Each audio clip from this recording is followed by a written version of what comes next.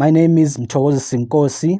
Today I want to share with you the 3 most important things to know about life. Number 1, embrace the challenges. Life isn't always a smooth ride, but it is through challenges and obstacles that we learn, grow, and get to know our true potential. Don't be afraid to step out of your comfort zone every now and then and face life's challenges head on. Number 2, cherish the present moment. I know it is easy to get lost in the past and worry about the future, but someone once said, you can help create the future by the decisions and the actions you take today. So what are you doing this moment right now to help create your future?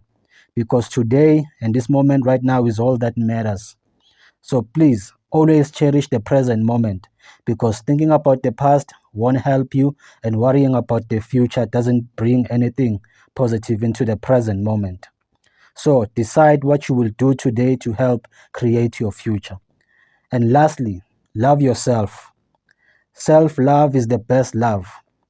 In order for you to attract love into your life, you need to love yourself first.